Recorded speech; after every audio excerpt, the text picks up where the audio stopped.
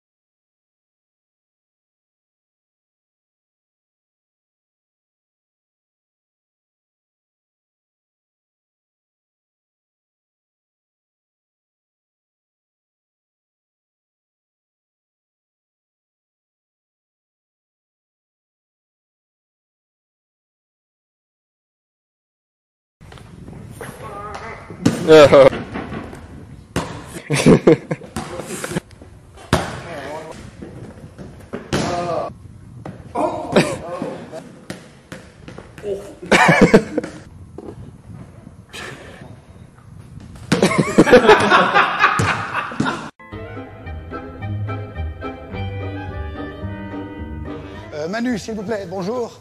Excusez-moi de vous déranger. Vous pourriez un instant arrêter votre manège, s'il vous plaît, parce que j'ai des questions à vous poser. Oui, j'arrive.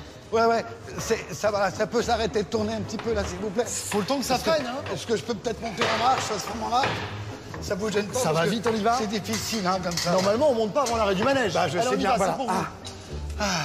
Voilà, bonjour. Oula, ça va, bienvenue sur Terre. C'est pas la Terre, là, c'est un manège.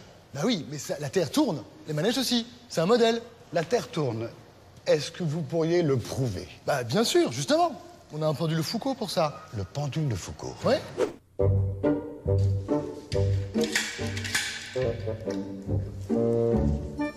Voilà. Oui, ben c'est un fil à plomb.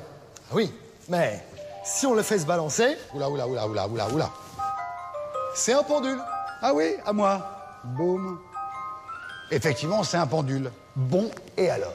Alors pour l'instant, ça n'étonne personne. Ça bouge pas. Mais ce qui est intéressant, c'est quand le manège tourne. C'est plus intéressant. Ah bah, il dévie.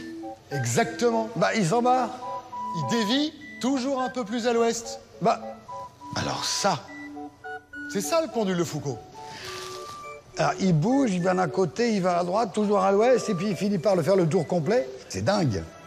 Mais ça, c'est seulement de notre point de vue. Parce que du côté de la caméra fixe, il va toujours dans la même direction. Rien n'a changé. Il dévie ouais. pas.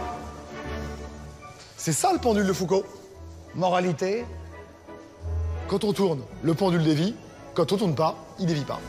Donc, sur Terre, le pendule de Foucault dévie, c'est la preuve que la Terre tourne. Ben oui, la Terre tourne, donc sur Terre, le pendule dévie. Bon, alors, évidemment, la Terre, elle tourne pas aussi vite que le manège. Elle fait un tour par jour, donc ça tourne plus lentement.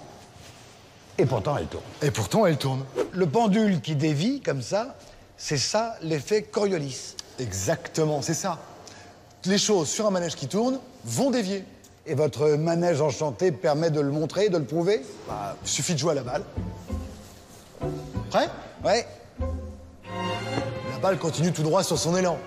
Pas de lézard. Pas de lézard. Avec une balle de tennis? Tout se comporte pareil, ça n'étonne personne. Exactement. Mais si on tourne, c'est différent. Ah.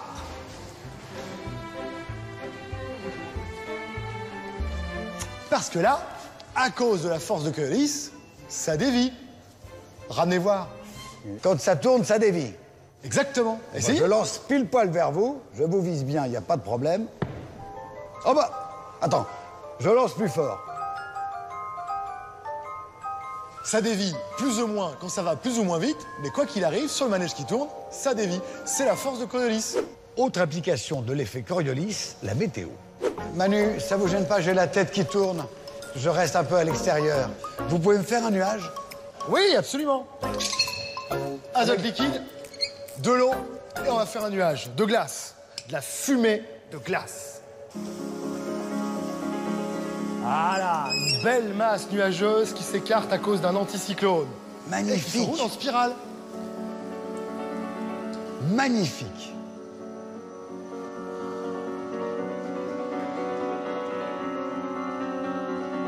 Non mais attention, dans l'hémisphère nord, parce que dans l'hémisphère sud, les anticyclones, ils tournent dans l'autre sens, comme si on avait la tête en bas. Merci Manu, j'ai l'impression d'avoir été un cosmonaute. J'ai vu un anticyclone. Génial. Bravo, à bientôt. Avec plaisir. Bye. À la prochaine. On termine avec l'exemple 6.7. Une petite sphère de masse M suspendue par une corde au plafond d'un wagon couvert qui accélère vers la droite. Tant l'observatrice inertielle au sol que l'observateur non inertiel au bord du train conviennent que la corde forme un angle θ par rapport à la verticale. L'observateur non inertiel affirme qu'une force qui s'avère fictive cause la déviation apparente de la corde par rapport à la verticale. Comment la grandeur de cette force est-elle liée à l'accélération du wagon que mesure l'observatrice inertielle? Alors, on a un train qui accélère avec une accélération A. Pour l'observatrice inertielle, elle voit que ce pendule, ou bien cette masse, est soumise à son poids et à la tension T, tandis qu'un observateur non inertiel qui se déplace avec le train avec la même accélération, il voit une force fictive qui cause le mouvement de cette balle. Alors, pour l'observatrice inertielle, puisqu'elle voit le train accélérer, elle sait la cause qui a fait cette déviation. Mais pour l'observateur non inertiel, pour lui, le pendule ne se déplace pas, alors il croit qu'il y a une force fictive qui agit sur cette masse. Alors, comment on peut relier cette force fictive à l'accélération? On a déjà expliqué que cette force fictive agit toujours dans une direction opposée à l'accélération. Mais maintenant, comment on peut la calculer? J'applique la deuxième loi de Newton par rapport à l'observateur inertiel. L'observateur inertiel voit mg plus t est égal à ma. Je vais projeter suivant x et y. Lorsque je projette suivant x, vous avez mg qui est nul, vous avez t, sinus θ, بما انه هذا l'angle θ وهون pi sur 2, alors t sinus θ elle est égale à ma. Lorsque je projette sur l'axe des y, moins mg plus t cosinus θ, هون إذا بتاخدوا الأكس des y هيك بيطلع عندكم هيدا الأنجل θ alterne interne. Alors, c'est t cosinus θ moins mg est égal à 0 puisque l'accélération est dans cette direction. Maintenant, appliquons la deuxième loi de Newton par rapport au référentiel non inertiel. Pour cet observateur, le pendule est au repos. Alors, la somme des forces, qui est mg plus t plus f fictif, est nulle. Si je projette sur x, عندكم moins la force fictive plus t sinus θ est égal à 0. Si vous projetez sur y, vous avez moins mg plus t cosinus θ est égal à 0. En comparant les deux, vous allez voir que la force fictive est égale à ma. Alors, c'est bien sûr en module, mais dans une direction opposée à A. On termine maintenant cette partie et ce chapitre. J'espère que vous étudiez bien et que vous terminez tout ça lorsqu'on rentre des vacances de Noël.